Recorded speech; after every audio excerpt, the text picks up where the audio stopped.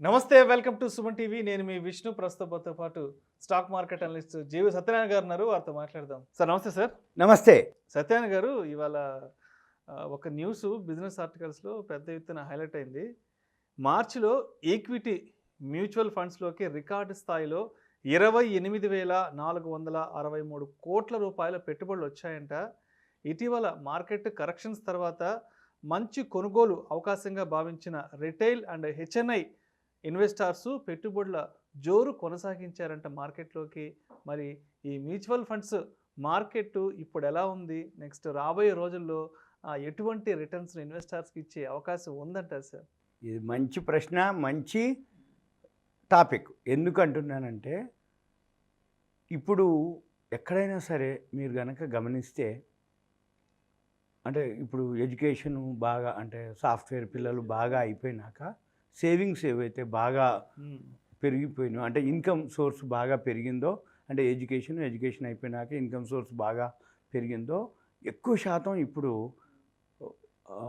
అంటే youth share మార్కెట్కి బాగా మొగ్గు చూపిస్తున్నారు. అయితే ఈ షేర్ మార్కెట్లో ఏవైతే ఉన్నాయో, అంటే చాలామంది ఏం చూస్తారు అంటే షేర్ మార్కెట్ అంటే ఒక జడ పదార్థం. అంటే ఏంది, అది మంచిది కాదను, లేకపోతే షేర్ మార్కెట్ నష్టాలు వస్తాయను, దాని మీద ఒక ఇంప్రెషన్ ఉంది, బ్యాడ్ ఇంప్రెషన్, నెగిటివ్ ఇంప్రెషన్ ఉంది. ఈ నెగిటివ్ ఇంప్రెషన్ ఏదైతే ఉందో ఇప్పుడు జనరేషన్కి అట్లా లేదు. ఏమనుకుంటున్నారు అంటే, ఒకవేళ ఏదైతే నెగిటివ్ ఇంప్రెషన్ ఉన్నా అదేదో తెలుసుకునేంత వరకు షేర్ మార్కెట్ అనేది మంచి కంటెంట్ మనకి తెలియదు కాబట్టి మనము ఏదైతే తెలుసుకోనన్నా ఇన్వెస్ట్ చేయాలి, లేదు మ్యూచువల్ ఫండ్స్లో అన్నా ఇన్వెస్ట్ చేయాలనే ఉద్దేశంతో ఇప్పుడు యూత్ అంతా అలానే ప్లాన్ చేస్తున్నారు, అలానే ఆలోచిస్తున్నారు. అయితే ఇప్పుడు ఇప్పటికి ఏంటంటే చాలా అవేర్నెస్ వచ్చింది ప్రతి వాళ్ళలో. ఈ అవేర్నెస్ అంటే ఏంటిది అంటే, షేర్ మార్కెట్లో వాల్యూ ఉన్నాయా లేదా, వాల్యూ ఉన్నాయి, పెరుగుతూ ఉన్నాయి అనేది తెలిసిపోయింది. ఈ వాల్యూ ఉన్నది బ్రాండ్ అనుకోండి, లేకపోతే గ్రోత్ అనుకోండి, దాన్ని బట్టి ఈ 100లో ఎక్కువ శాతం ఇప్పుడు యూత్ అంతా కూడా మ్యూచువల్ ఫండ్స్కి డైవర్ట్ అవుతున్నారు. ఈ మ్యూచువల్ ఫండ్స్ ఎప్పుడైతే డైవర్ట్ అవుతున్నారో, ఇప్పుడు ప్రతి వెబ్సైట్లో కూడా మ్యూచువల్ ఫండ్ కంటెంట్ ఉంటుంది. ఈ మ్యూచువల్ ఫండ్స్లో 5 స్టార్ 4 స్టార్ రేటింగ్లు ఉంటాయి.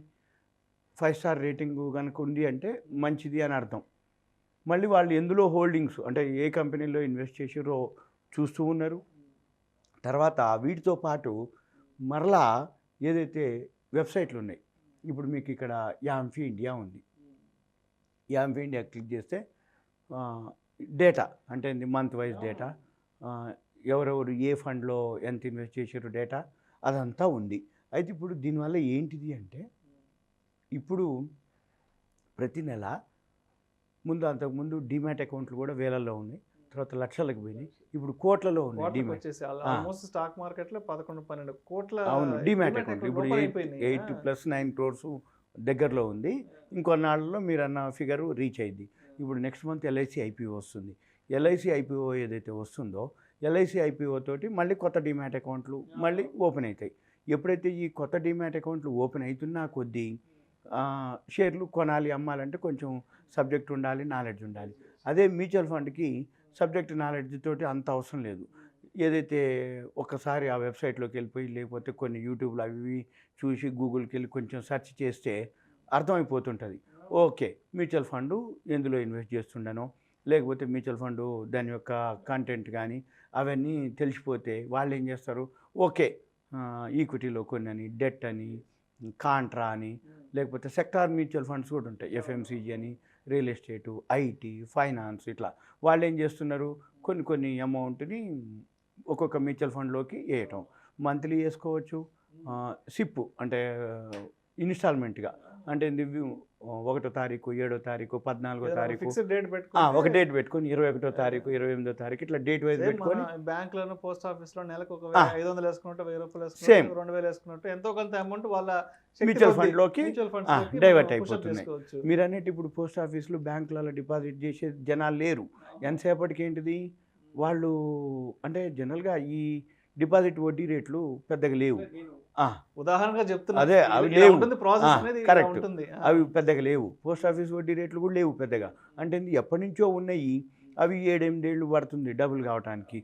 రెండోది ఏంటిది, ఇన్ఫ్లేషన్ పెరుగుతూ వచ్చింది. దానికి ఈక్వల్గా చూస్తే పెద్దగా వీళ్ళు వెయిట్ చేసేటట్టు అన్నేళ్ళు లిక్విడిటీ ఉండకుండా అనేది లేదు ఇప్పుడు జనరేషన్కి. అందుకని ఏంటిది, బ్యాంక్ డిపాజిట్లు, పోస్ట్ ఆఫీసులు, పిఎఫ్లోకి పోరు. ఎంతసేపటికి ఏంది, షేర్ మార్కెట్లోకి వస్తున్నారు. ఇన్ఫ్లేషన్ బీట్ చేసి రిటర్న్స్ కోసం ఒక షేర్ మార్కెట్కే ఉంది. షేర్ మార్కెట్, మ్యూచువల్ ఫండ్స్ ఏదైనా రైట్. అందుకని ఏం చేస్తారు, మ్యూచువల్ ఫండ్లో ఇన్వెస్ట్ చేస్తారు. ఈ మ్యూచువల్ ఫండ్లో ఏవైతే చేస్తుండ్రో ఆ 5 స్టారో 4 స్టారో చూసుకొని వాటిల్లో ఇన్వెస్ట్ చేయటం. అయితే దీనివల్ల ఏం జరుగుతుంది, వేలల్లో లక్షల్లో డిమాట్ అకౌంట్లు ఓపెన్ అయిపోతున్నాయో, మ్యూచువల్ ఫండ్స్కి బాగా ఫండ్స్ రావటం మొదలుపెట్టింది. అందుకనే మీరు చూడండి, ఏది వరల్డ్లో బ్యాడ్ న్యూస్ వచ్చినా అంతగా మన మార్కెట్ మీద ఎఫెక్ట్ లేదు. ఎందుకు లేదు అంటే, ఉదాహరణకి ఇదే రీజన్. ఇప్పుడు రష్యా ఉక్రెయిన్ అన్నారు, ఏదో పడుతుంది అన్నారు, కానీ మళ్ళీ ఒక్కసారి బౌన్స్ బ్యాక్ అవుతుంది. అంటే పడేది కొంచెం, పెరిగేది ఎక్కువ అవుతుంది.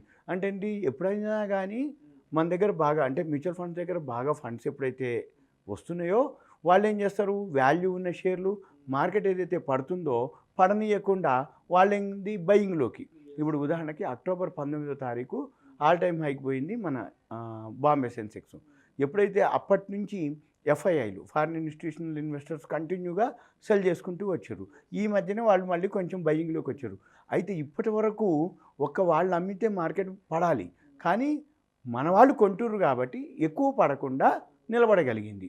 అంటే దగ్గరలో ఉంది, మళ్ళీ ఇప్పుడు ఏది ఆల్ టైమ్ హైకి దగ్గరలో ఉంది.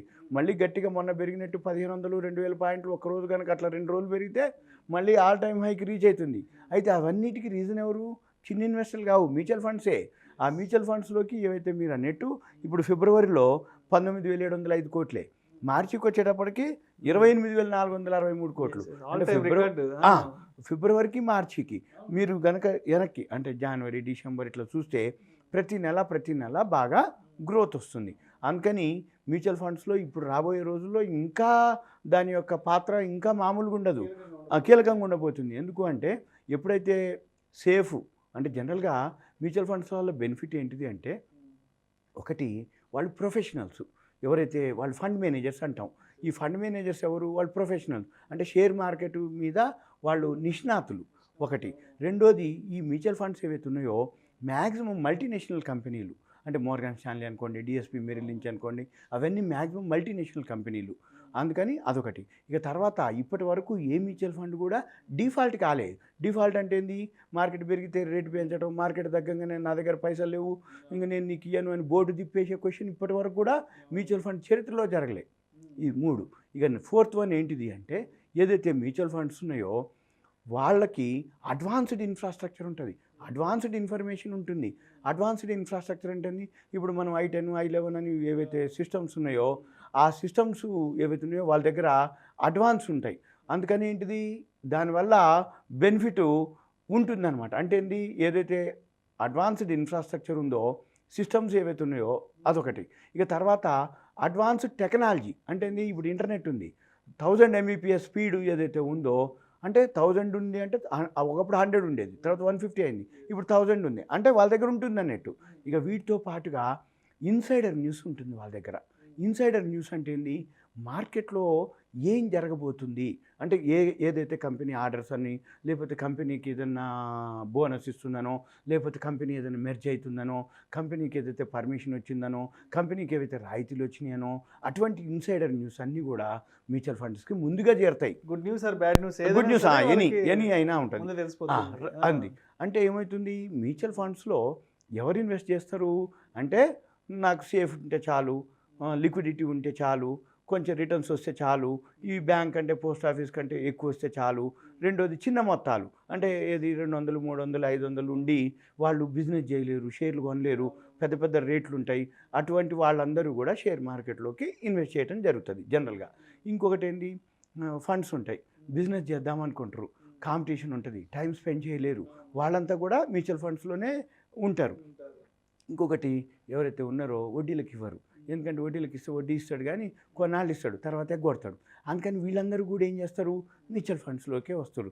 అయితే దీనివల్ల మెయిన్ బెనిఫిట్ ఇంకోటి ఏంటిది అంటే, మ్యూచువల్ ఫండ్లో ఇన్ని చెప్తూ కూడా మ్యూచువల్ ఫండ్స్లో ఇన్వెస్ట్ చేయడం ఒక పద్ధతి, మ్యూచువల్ ఫండ్కి ఒక షేర్ ఉంది ఒకటి, CAMS, క్యామ్స్ అని. ఈ క్యామ్స్ ఏదైతే కంపెనీ ఉందో ఆ షేర్ కనుక కొనుక్కుంటే మ్యూచువల్ ఫండ్లో ఇన్వెస్ట్ చేసేదానికంటే కూడా ఎక్కువ పైసలు వస్తాయి. అది ఎలా ఏంటిది అనేది సింపుల్గా ఒకసారి చూపిస్తా. క్యామ్స్ CAMS, ఈ CAMS ఏదైతే ఉందో computer age management services limited, ఇది క్యామ్స్ అంటాం. CAMS short form, computer age management services limited. ఇది ఏం చేస్తుంది, దీని పాత్ర ఏంది, మనం సింపుల్గా ఇది ఈరోజు 2519 అట్లా ట్రేడ్ అవుతుంది. ఇయర్లీ హై వచ్చి 2565, నిన్ననే టచ్ చేసింది. ఇయర్లీ కాదు, 4067 ఇయర్లీ హై. ఇప్పుడు 2519 ఆ రేంజ్లో ఉంది. 1771 రూపాయి ఇయర్లీ లోలో ఉంది. ఇది కంప్యూటర్ ఏజ్ మేనేజ్మెంట్ సర్వీసెస్, తగ్గితే కొనుక్కోవచ్చు. మ్యూచువల్ ఫండ్ ఒక వర్షను, మ్యూచువల్ ఫండ్ సర్వీస్ చేసేది ఇది. మ్యూచువల్ ఫండ్ సర్వీస్ అంటే ఏంది, మీరు మ్యూచువల్ ఫండ్ డిమాట్ ఒక అకౌంట్ ఓపెన్ చేశారు, మరి మ్యూచువల్ ఫండ్ అది పర్ఫార్మెన్స్ని బట్టి మీరు చేసుకునే సెలెక్ట్ చేసే దాన్ని బట్టి, అంటే రియల్ ఎస్టేటో, ఫైనాన్సో, FMCGనో, నిఫ్టీ 50నో, లార్జ్ క్యాపో, స్మాల్ క్యాపో, మీరు ఏదైతే సెలెక్ట్ చేసుకున్నటువంటి మ్యూచువల్ ఫండ్ పర్ఫార్మెన్స్ని బట్టి మ్యూచువల్ ఫండ్స్ రిటర్న్స్ ఉంటాయి. అదే మ్యూచువల్ ఫండ్కి సర్వీస్ చేసేవాళ్ళు వీళ్ళు క్యామ్స్. ఈ సర్వీస్ చేసేవాళ్ళు ఏంటిది, ఏ మ్యూచువల్ ఫండ్ అని ఉండని నీ దగ్గర నీకు డైలీ స్టేట్మెంట్ ఇవ్వటం, నీ వాల్యూ ఎంత ఉందని చెప్పటం, ఒకవేళ మీరు జమ చేస్తా అంటే తీసుకోవటం, అంటే రిడమ్షన్ కావాలి అంటే ఇవ్వటం, పే ఇన్ పే అవుట్లు అంటాం. అంటే ఏంది, నువ్వు జమ చేస్తే నీకు ఇన్ఫర్మేషన్ ఇవ్వటం, కావాలి అంటే రిడమ్షన్ చేసి ఇవ్వటం. మరి ఇవన్నిటికి సర్వీస్ ఎవరిస్తారు, ఏ మ్యూచువల్ ఫండ్ అంటే ఇప్పుడు DSP, Merrill Lynch, Morgan Stanley, SBI, ఇట్లా సుందరం, ఏవైతే మ్యూచువల్ ఫండ్ ఆర్గనైజేషన్లు, రిలయన్స్ ఉన్నాయి, ఈ మ్యూచువల్ ఫండ్ ఆర్గనైజేషన్లు వాళ్ళు ఏం చేస్తారంటే నువ్వు సర్వీస్ చేస్తున్నావు అని వాళ్ళు ఇస్తారు ఛార్జెస్.